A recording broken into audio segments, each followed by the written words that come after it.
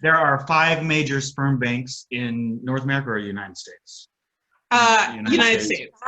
Only 5 major big ones that like talk to fertility clinics and stuff. Big reputable ones. You don't want to go to some like backyard sperm bank. Hey, I'm Jethro. Come check out my refrigerator full of cum.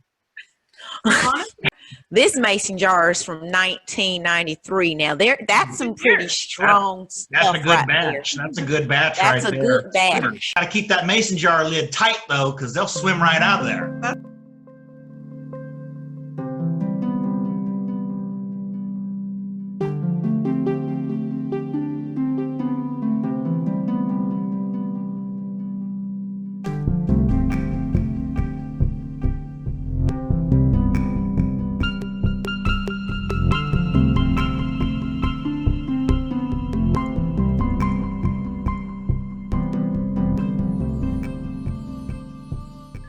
I'm gonna just get right to it. Yeah. You know, the title of my show is not married. Okay. Right. But I wanted to bring you guys on to talk about like the compassion and friendship and you guys' circumstance and your life choice and how you got there. Mm-hmm. Legally. Right. Where would you like to begin? We're married. Okay, let's start with to each other. But going backwards from that. Yeah. They're married. We weren't married at a certain point. Mm-hmm. And made the decision to become married. And I'll let Jessica just discuss how that.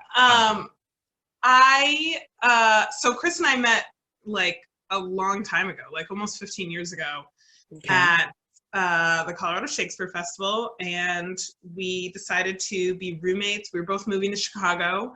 I was moving from Boulder, and he was coming from U at SMU. And so we moved in together in Chicago with a variety of other, of both of our college classmates, and we lived together. Didn't include myself. I was not invited to that. You should have. You were still in I got college. pregnant.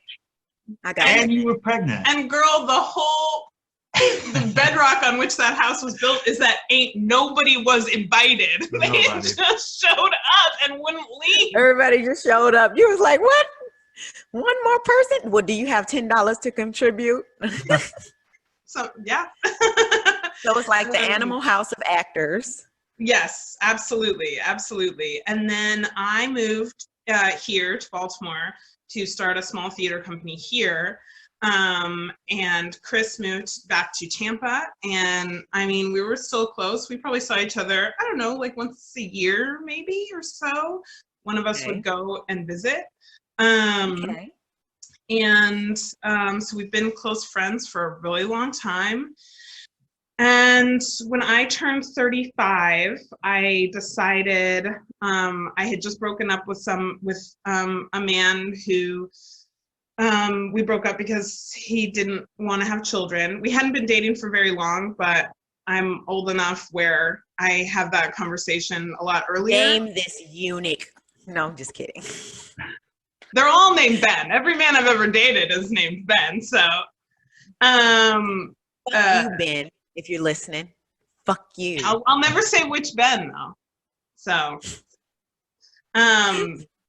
so we broke up, and I started kind of researching what having children on my own would look like, both biologically and fostering to adopt. And I saved some money to move into a bigger place than I was living in, one that could have a second bedroom for a baby. And I worked hard and got myself a promotion and a raise, and started going through things like fertility testing and foster to adopt training.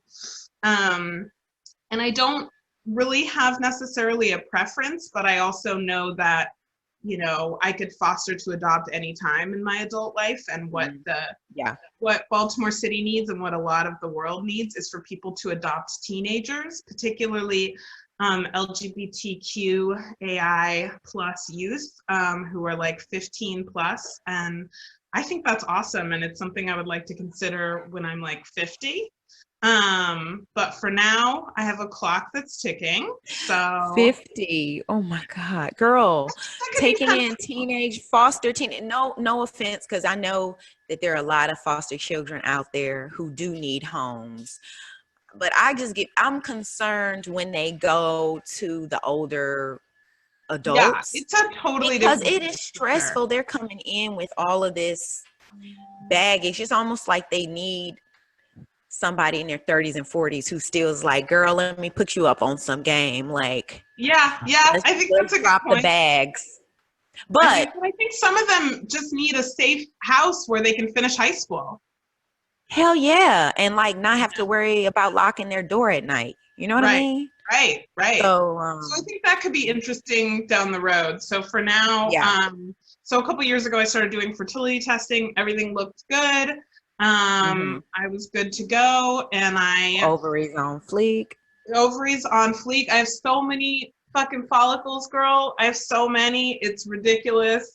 So Follicles for days. follicles on follicles. So I got the go ahead from my doctor to start IUI, which is intrauterine insemination, which is basically turkey baster at a doctor's office. Yeah. So I said yes. I got my sperm. I was about to order my sperm, and I got a letter from my insurance company. Wait a minute.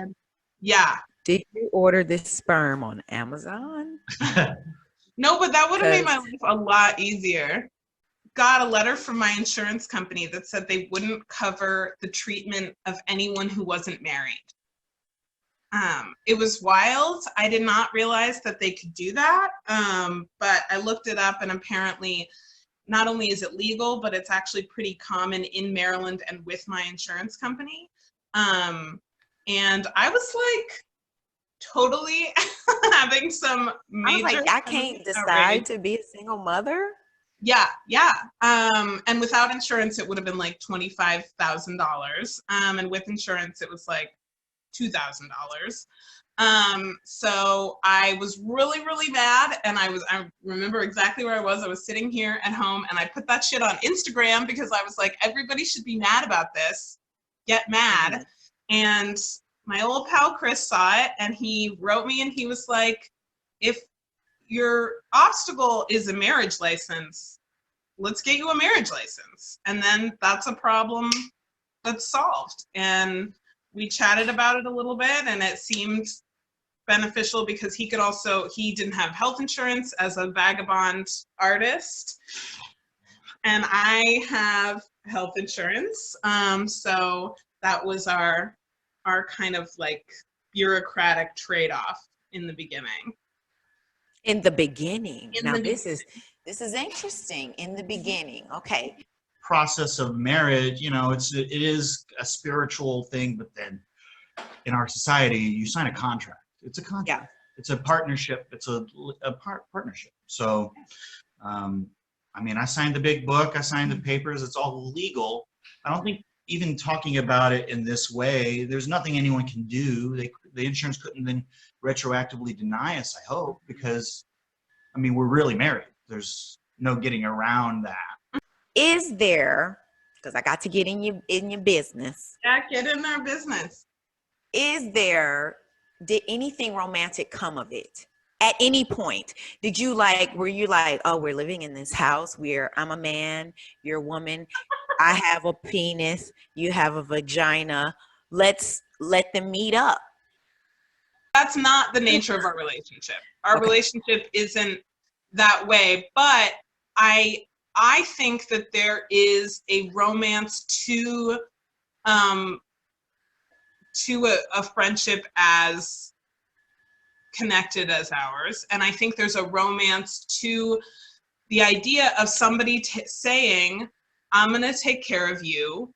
You take care of me. That's a promise that we've made to each other. Not that it's your responsibility to take care of me, but that we're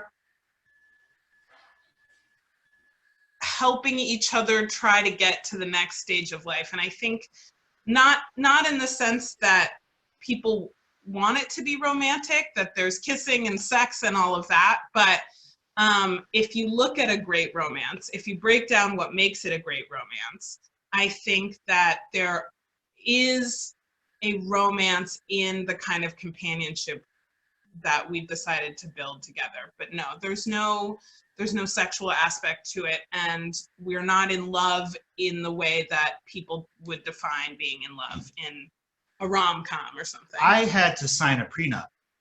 You did. I made a sign a prenup. And my only, standard prenup, but I had okay, well, if it's a prenup, I get a condition. I get my one, ask in this prenup, but it's not all going to be one-sided. I get a thing out of it. And my thing is, if I ever get remarried, she's got to do the ceremony. That's cool. Serious. That's so sweet. Serious business over here. I also, people always wonder about sex. And I have to say, when you're thrown into something like fertility treatment with another human living in your life, or when you're thrown into a situation where you're living together and there's money involved and you have to figure out how to pay your bills and take care of your pets and how to deal with a fucking pandemic. Do people think that that's a situation that breeds hot sexuality a lot of the time? Because it doesn't. If I was with a man, I guess there's a lot of people probably having stress sex right now. With all the uncertainty, they're like, let's just have sex. Let's just have sex. We're running out of money. Let's just have sex. Babies, all these neurotic babies in about 9 months are going to be like, oh God, mom and dad are just so stressed out, and they pass it on to me. It's vibrating in the subatomic level. I had to bring you guys on because I had to, like I said, that's my first question is, oh, well, do you guys get to have sex with each other? Because that's what, we just sexualize everything. And of course, it's marriage, it's union, it's coming together as one. And of course, the sex is the act of coming together as one. But I think the act here of you guys unifying is just your need and desire to see each other happy out of a pure friendship and an unconditional love. Honestly, a lot of these romantic or traditional marriages should begin with friendship. Are you still exploring romantic relationships on your own individually? He has a serious girlfriend, very serious. And I stopped dating when I went on fertility drugs because it was too hard. The side effects are a lot, and I have a job and I'm married and I was going through some medical fertility treatment, and that was enough for me. And I think it will be for the foreseeable future. When I've needed to have sex, I've called ex-boyfriends and made it happen and come home to my lovely marriage, which is fine with me. That's the way it works right now. This is so gangster. It's so much honesty and for real, the gesture of it all. I had to wrap my head all the way around it. Okay, so what about you, Chris, the serious girlfriend? How does she feel? How does she deal with this? Well, it's not perfect. We're in a long distance relationship. She's in Florida and I'm here in Maryland, and we are about to hit a 1 year mark. And and now this pandemic and all of that, it makes it even more difficult. I was supposed to go see her next month, and now I can't. And so now it's going to be I haven't seen my girlfriend in a year. And it's I'm not at war. I'm just in Maryland, and with my wife. With my wife, exactly. And so she's, and she is been very understanding about the situation, about the circumstance and my viewpoint. And I wanted to leave Florida. I had kind of as an artist, you have feast years and famine years, and I was going through a famine. I was in for the last 6 months in Florida driving Lyft, and I had some guy jack off in my back seat, and that's when I was I know I'm gonna leave. I got to get out. I need to move. Well, I'll tell the story. I was driving Lyft, you know, to make ends meet. And I picked up a guy late night. You got to stop driving after midnight if you're a driver. In fact, don't drive. If you're a driver, quit that. There's a pandemic. But so it's late night. It's almost 4 o'clock in the morning. I'm picking up a guy from the club. He's the artist that was performing at this club because his face was on this giant billboard outside. And so I knew his artist name, his rap name, and he just started jacking off in the back seat. And before he was a did rapper. that, I didn't know this part. Yes, he was a rapper. He was a rapper. And his face was on a billboard. You picked him up. His face was on a billboard outside of the club, and he had just finished doing a performance. And you know, he was lit. He was pretty drunk. I drop him off in this dark alley. He leans forward. He's like, "Hey, what do you think of this?" He shows me a giant penis on a phone, and I'm like, "I'm good, thanks, thank you. Have a good night." And he's like, unzip, pulls it out. It's the size of a human man's arm. So he had Not a previewed. arm. He showed you like, your penis, and then it was like, "Oh, that's not good enough." He did digitally give me a preview, and then he gave me a kind of solo performance in the back seat. And I was just, this a solo performance? I mean, to his defense, it was a 2-man show. It was like a solo performance. A 2-man show. I mean, I thought it was ventriloquism. I thought he brought his little brother out there with him, and I was like, "Oh, he joined you." No, it was frightening, and you know, I just got out of my car. I was like, "You go ahead and finish up. Just clean up. This is a rental." Wait a minute. Wait. Backtrack. Yeah. He started jacking off. Oh yeah. Oh yeah. You asked him to stop. Yep. How? At what point did you ask him to stop, Chris? With what kind of sternness? Out. I was like, "Could you put that away? Could you put that away?" I mean, I don't want to get slapped with it. It was huge. It was a scary. It was a weapon. It was like a nightstick. I'm telling you, it was long, and that was flaccid. You know what I mean? Like when he got hard, it was like taller. But that's what the word "motherfucker" is for. That's when you say "motherfucker." Put that. I didn't want to get less than 5 stars. You know, like I was still on that lift kick. You gotta get that rating. I need to get a good tip. I still want to get my kind pickup 5-star rating. I don't want to fuck up my rating. Listen, jack off in my car. Just clean it up. So after that incident, I knew I was like, I'm done with this job. I'm done living in this state. I got to get out. We had already been married. Who is this rapper? Please down there, and we were just gonna have like a paper marriage. But I needed to go. I needed a new community. I needed to just start building a new kind of life. And so a man jacking off is the reason that I live with my wife. And you said it's not romantic. Listen, I would have loved to have met someone at 27 that wasn't abusive and wasn't a crazy person and was also in love with me and wanted to have children. That would have been great. Fuck you, all the bins. That would have been awesome. That would have been a lovely life, potentially a lovely beginning to a life. Maybe, and then maybe it would have gone to shit anyway. I don't know. But that didn't happen. That did not happen. And you